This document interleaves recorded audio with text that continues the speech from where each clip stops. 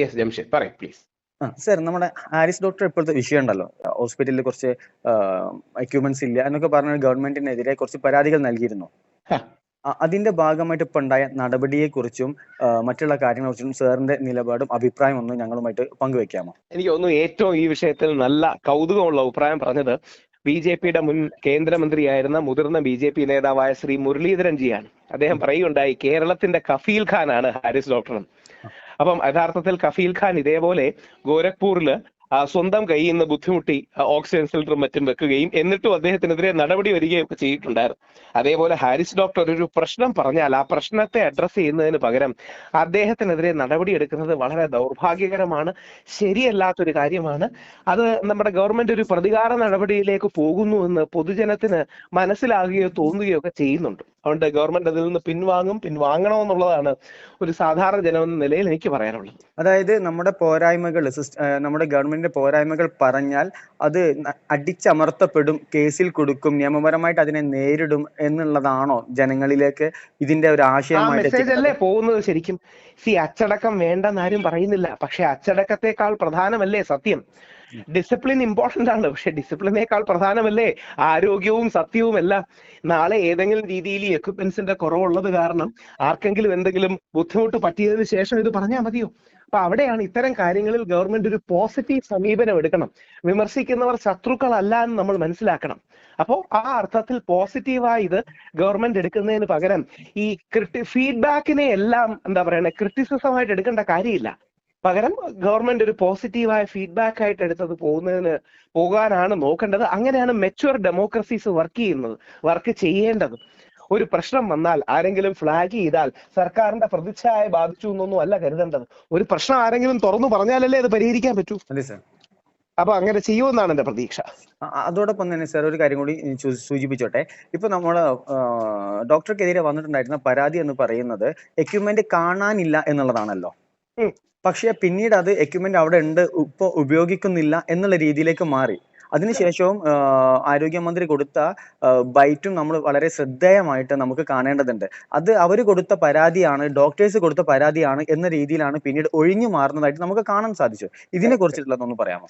അല്ല, ഇതിന്റെ പ്രശ്നമേ സാധാരണ കാണുന്ന ഒരാൾക്ക് ഇതിലെ അന്തർനാടകങ്ങൾ എന്താണെന്നറിയില്ല. പക്ഷേ പ്രഥമ ദൃഷ്ടിയാ കാണുമ്പോൾ ഒരു ഡോക്ടർ പരാതി പറയുകയും ചില പിഴവുകൾ ചൂണ്ടിക്കാണിക്കുകയും ചെയ്തു.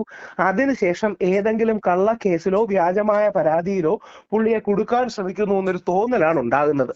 അങ്ങനെ അല്ലെങ്കിൽ അത് മാറ്റാനുള്ള ഉത്തരവാദിത്തം സർക്കാരിനാണ് ഉള്ളത്. അപ്പോ അദ്ദേഹം ഒരു പ്രശ്നം പറഞ്ഞു, അതിൽ നിന്നാണല്ലോ ഇതിന്റെ എല്ലാം തുടക്കം.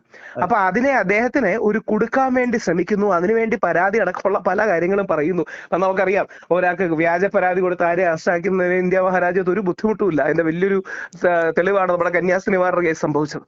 അപ്പൊ ഒരു പരാതി വെറുതെ എഴുതി ഉണ്ടാക്കാൻ ആർക്കും ഒരു ബുദ്ധിമുട്ടില്ല. പരാതിയിൽ മെറിറ്റോ കാര്യങ്ങളോ വേണം. അപ്പോ ഇത് കാണുമ്പോൾ എന്തായാലും പ്രഥമ ദൃഷ്ടിയാ ഇദ്ദേഹത്തെ കൊടുക്കാൻ ശ്രമിക്കുകയാണ്, ദ്രോഹിക്കാൻ ശ്രമിക്കുകയാണ് എന്നുള്ള ഫീലിംഗ് തന്നെയാണ് കിട്ടുന്നത്. അതിൽ നിന്ന് പ്രത്യേകിച്ച് കമ്മ്യൂണിസ്റ്റ് സഖാക്കൾ അത് ചെയ്യരുത്, അവരിത് ചെയ്യുന്നത് വളരെ മോശമാണ്. ഓക്കെ സാർ, അതോടൊപ്പം ഇനി സാറിന്റെ ഒരു അഭിപ്രായം നമ്മുടെ ഹാരിസ് ഡോക്ടറെ കുറിച്ചിട്ട്. കാരണം കോടതിയിൽ നിന്നും അദ്ദേഹം ഇറങ്ങി വന്ന് വളരെ ഇമോഷണലായി പത്രക്കാരെ കണ്ടതിന് ശേഷം അദ്ദേഹം വീണ്ടും നേരെ പോകുന്നത് ഹോസ്പിറ്റലിലേക്കാണ്, അദ്ദേഹത്തിന്റെ ഡ്യൂട്ടി നിർവഹിക്കാൻ വേണ്ടിയിട്ടാണ്. അതേക്കുറിച്ചിട്ട് ആ ഒരു മാനുഷിക പരിഗണന അല്ലെങ്കിൽ ഒരു മനുഷ്യൻ എന്ന രീതിയിൽ ഹാരിസ് ഡോക്ടറെ അല്ലെങ്കിൽ ആ ഒരു ഡോക്ടർ എന്ന രീതിയിൽ എങ്ങനെയാണ്? വലിയൊരു കാര്യമല്ലേ അത്. കർമ്മനിരതനായ ഡോക്ടറായിട്ടാണ് അദ്ദേഹം നിൽക്കുന്നത്. എനിക്ക് ഇന്നും ഓർമ്മയുണ്ട് അദ്ദേഹത്തിന് ആദ്യം വന്നൊരു പ്രസ്താവന, എനിക്കെതിരെ ആക്ഷൻ എടുക്കുകയാണെങ്കിൽ ഞാൻ വേറൊരാളെ ചുമതല ഏൽപ്പിച്ച് ഓൾറെഡി റെഡി ആയിട്ടുണ്ട് എന്ന് അദ്ദേഹം ആദ്യ ദിവസങ്ങളിൽ പറഞ്ഞ ഓർമ്മയുണ്ട്. അത് വലിയൊരു മനുഷ്യത്വത്തിന്റെ സിമ്പൽ അല്ലേ? അതായത് എനിക്കെതിരെ പ്രതികാര നടപടി ഉണ്ടാകാൻ സാധ്യതയുണ്ട്, ഞാൻ അവിടെ അള്ളിപ്പിടിച്ചിരിക്കുമെന്നല്ല പറയുന്നത്. പകരം ഈ സംവിധാനം നടന്നു പോകുന്നതിന് പ്രതിബന്ധമായി ഒന്നും ഉണ്ടാകരുത്, അങ്ങനെ പോസിറ്റീവായി കൊണ്ടുപോകണം. ഇങ്ങനെ കുറെ നല്ല മനുഷ്യരെ അല്ലേ ചെയ്യേണ്ടത്? എനിക്കറിയില്ല ബഹുമാനോടെ മുഖ്യമന്ത്രി അടക്കമുള്ളവരുടെ അറിവിലൂടെയാണോ നടക്കുന്നതെന്ന്. ഇതൊക്കെ പോസിറ്റീവായി കാണുന്നതിന് പകരം ഒരു സർക്കാരും പെർഫെക്റ്റ് അല്ല, ലോകത്തിലെ ഒരു രാജ്യത്തിലെ ഒരു സർക്കാരും പെർഫെക്റ്റ് അല്ല. ആരെങ്കിലും പ്രശ്നങ്ങളോ പ്രതിസന്ധികളോ ചൂണ്ടിക്കാണിച്ചാലേ നമുക്ക് പരിഹരിക്കാൻ കഴിയുള്ളൂ. അപ്പൊ അങ്ങനെയുള്ള അവസരങ്ങളിൽ അങ്ങനെ ഒരു പ്രതികാര നടപടിക്ക് തുടങ്ങുന്നതിന് ഒരു അർത്ഥവുമില്ല. ഈ സോക്കോൾഡ് അച്ചടക്കത്തിന്റെ വാളല്ല, പകരം ആരോഗ്യത്തിനാണ് പ്രാധാന്യം, സത്യത്തിനാണ് പ്രാധാന്യം. ഒരർത്ഥത്തിൽ ഒരു വിസിൽ ബ്ലോവർ അല്ലേ അദ്ദേഹം? വിസിൽ ബ്ലോവറെ പ്രൊട്ടക്ട് ചെയ്യേണ്ടതിന്റെ ഉത്തരവാദിത്വം നമുക്കല്ലേ, പൊതുസമൂഹത്തിനല്ലേ ഉള്ളത്? സാർ ഇപ്പോ പറഞ്ഞതാണ് അതിന്റെ യഥാർത്ഥം. നീതിക്കും സത്യത്തിനും എതിരെയാണ് ഇപ്പോൾ നമ്മുടെ അങ്ങനെ പറയാം അല്ലേ, പടവാളൂ അല്ല ഗവൺമെന്റിന്റെ ഭാഗത്ത് നിന്ന് അത് ഞാനൊരു കക്ഷി രാഷ്ട്രീയത്തിന് ആംഗിളിൽ പറയല്ല. നമ്മൾ നല്ലത് പറഞ്ഞാൽ നല്ലത് ചെയ്താൽ നല്ലത് പറയണം, നല്ല ചെയ്തെങ്കിൽ നല്ല എന്ന് പറയണം. എനിക്ക് തോന്നുന്നില്ല സത്യസന്ധരായ ഒരു കമ്മ്യൂണിസ്റ്റുകാരും ഈ വിഷയത്തെ സമീപിക്കുമ്പോൾ സർക്കാരിന്റെ പ്രതിച്ഛായയാണ് പ്രധാനം, ആരോഗ്യ മേഖലയല്ല പ്രധാനമെന്ന് പറയുന്നു. അങ്ങനെയാണെങ്കിൽ അത് തന്നെയല്ലേ യോഗി ആദിത്യനാഥ് സർക്കാരും ചെയ്തത്. അങ്ങനെയാണെങ്കിൽ 60 കുട്ടികളോളം ഓക്സിജൻ ഇല്ലാതെ മരിച്ചു. അവിടെ സിലിണ്ടറിന് കാശ് കൊടുക്കുന്നില്ല. അവിടെ യഥാർത്ഥത്തിൽ കഫീൽ ഖാൻ സ്വന്തം കയ്യിൽ നിന്ന് കാശിട്ടു. കഫീൽ ഖാനെ 210 ദിവസം ജയിലിലടച്ചു. ഇപ്പം ഇത് നമ്മുടെ ഇന്ത്യ മഹാരാജ്യത്ത് സംഭവിക്കുന്ന കാര്യമാണ്. ആരെങ്കിലും നന്മ ചെയ്യാൻ ഇറങ്ങിത്തിരിക്കുമ്പോ അയാളെ അഭിനന്ദിക്കണ്ട, സപ്പോർട്ട് ചെയ്യണ്ട, പക്ഷെ ദ്രോഹിക്കാതിരുന്നൂടെ? സാറിന്റെ ജീവിതത്തിൽ ഇപ്പൊ നേരത്തെ പറഞ്ഞു കെട്ടിച്ചമക്കപ്പെടുന്നു എന്ന് പറയുന്നതിൽ അതിന് സാറിന്റെ ജീവിതം ഒരു സാറിന്റെ ലൈഫിലും ഈ അടുത്തുണ്ടായിട്ടുണ്ട്. നമ്മുടെ ബോബി ചെമ്മണ്ണൂർ എന്താ പറയാ ആ ആക്ച്വമായിട്ടുള്ള സംഭവത്തില് സാറിന് വളരെയേറെ വേട്ടയാടപ്പെട്ടിട്ടുണ്ടായിരുന്നു. എനിക്കെതിരെ ആ കേസും കാര്യങ്ങളും ആൾക്കാർ വന്നിട്ടുണ്ട്. അതായത് കാരണം